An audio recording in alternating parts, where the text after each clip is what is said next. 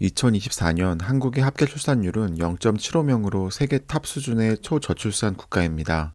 한국의 출산율은 2020년부터 지속적으로 감소하고 있으며 2020년 5,183만 명에서 2025년 5,165만 명으로 5년간 18만 명 가까이 줄어들었습니다. 통계청의 장래인구 추계에 따르면 2072년에 한국 인구는 3,600만 명으로 감소할 것으로 전망하고 있으며 50년 후에는 현재의 절반 수준 이하로 감소하게 될 거라고 예측하고 있습니다.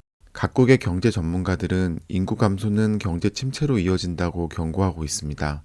하지만 세계에는 인구는 적어도 경제 강국으로 우뚝 선 나라들이 있습니다. 이 나라들의 놀라운 전략을 알아보고 인구 감소를 기회로 전환하는 방법을 생각해 보도록 하겠습니다.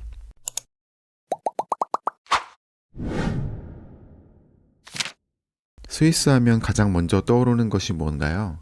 알프스의 멋진 풍경, 시계, 초콜릿이 생각나는데요. 스위스의 1인당 GDP가 11만 달러로 미국, 독일보다 높다는 사실을 알고 계셨나요? 스위스가 900만 명의 작은 인구에도 불구하고 세계적 경제력을 갖춘 비결은 무엇일까요? 원래 스위스는 매우 가난한 나라였습니다. 험준한 알프스 산맥지대에 위치해 있어 농업은 힘들었고 낙농업만 가능했죠. 국토의 대부분을 차지하는 산악 지역에서는 지하 자원을 찾기 어려웠습니다. 이런 스위스가 지금과 같은 고도의 산업 기반을 갖추게 된 것은 19세기 영국에서 각종 기계 공업이 들어온 이유입니다. 목축업의 부산물인 양모를 활용한 직물 산업이 알프스의 높은 낙차와 고른 유량의 빙하수를 이용한 기계 공업과 접목되면서 산업이 발전하기 시작했죠. 또한 영세 중립을 표방하는 국제사회 안의 정치적 입지는 스위스 은행에 신뢰성을 부여하였고 이는 금융업의 발달로 이어질 수 있었습니다. 스위스가 두 차례 세계대전의 위기를 이겨내고 고도의 경제성장을 이룰 수 있었던 또 하나의 요소는 발달된 직업교육 시스템입니다. 청소년의 70%는 대학 진학 대신 중학교 졸업 후 직업학교를 선택합니다. 직업학교 교육의 가장 큰 특징은 기업 내 훈련과 학교 내 교육이 연계된 이원제로 운영되고 있다는 것입니다. 보통 주 2일은 교실에서 수업을 받고 3일은 기업 현장에서 도제식 훈련을 받으며 실무 경험을 쌓습니다. 이들은 졸업 후 고등 직업 교육을 거쳐 졸업과 동시에 세계적인 제약회사 로슈 노바티스와 스와치 같은 글로벌 기업에 취업합니다. 스위스 정부는 직업학교와 기업의 연계를 강화하기 위해 예산의 25%를 직업교육에 투자하며 330개 이상의 직종에 국가 인증 자격증을 부여합니다. 이들이 이끄는 정밀 기계, 제약, 금융 분야는 전 세계 표준을 주도하고 있죠. 2022년 노바티스는 직업학교 출신 엔지니어들이 개발한 유전자 치료제로 130억 달러 매출을 기록하기도 했습니다.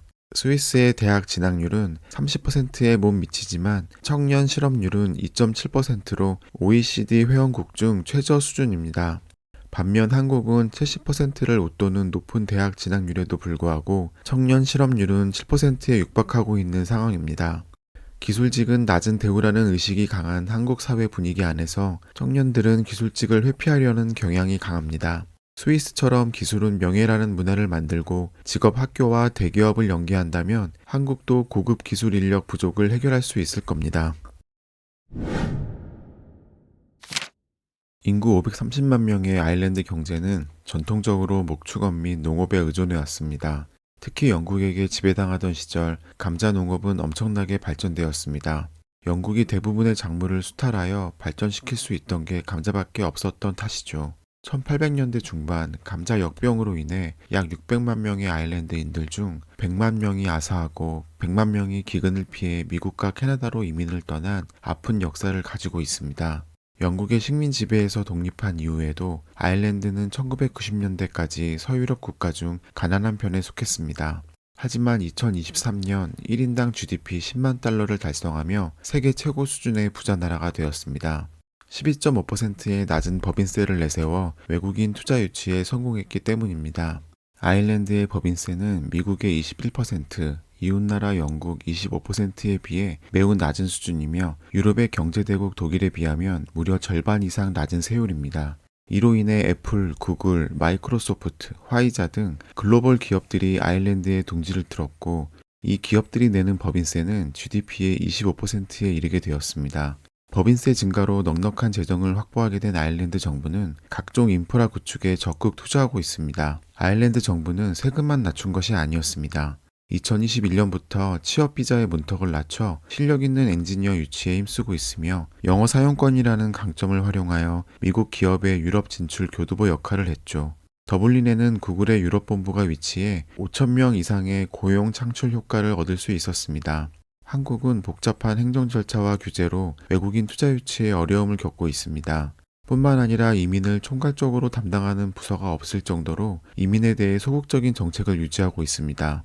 아일랜드처럼 규제 샌드박스를 확대하고 글로벌 인재를 위한 맞춤형 비자제도 도입이 시급해 보입니다. 인구가 줄어드는 시대에 외국인 투자와 이민은 선택이 아닌 필수일 것입니다.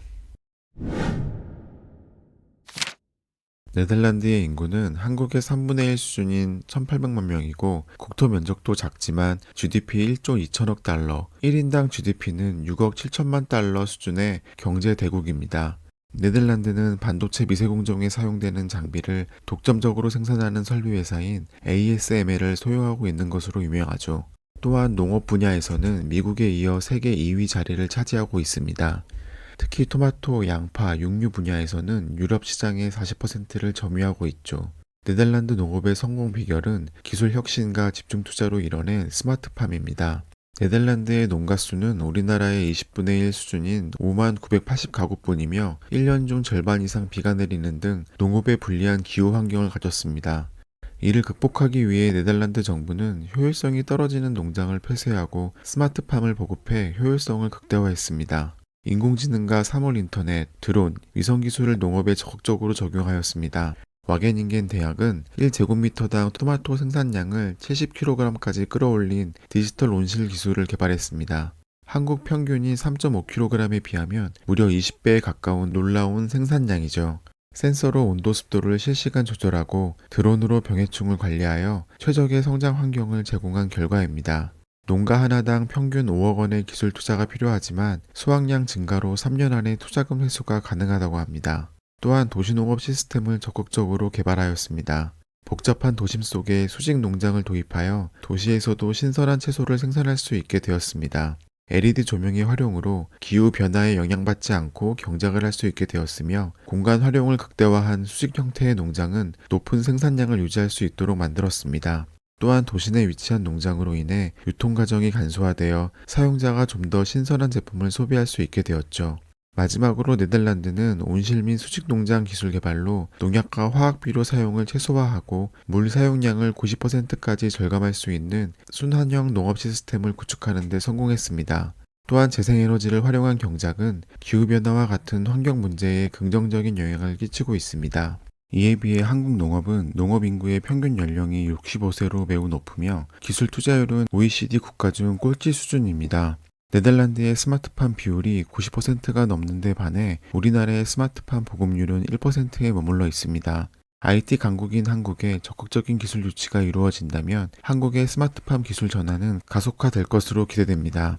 인구 감소는 재앙이 아니라 변화의 신호탄입니다. 스위스는 기술 인재 양성, 아일랜드는 글로벌 기업 유치, 네덜란드는 첨단 농업 혁신을 통해 소수정예 인구로도 경제 강국이 되었습니다. 한국도 인구 감소를 새로운 성장 동력으로 전환하기 위해 고부가 가치 산업과 인재 혁신에 투자해야 할 때입니다.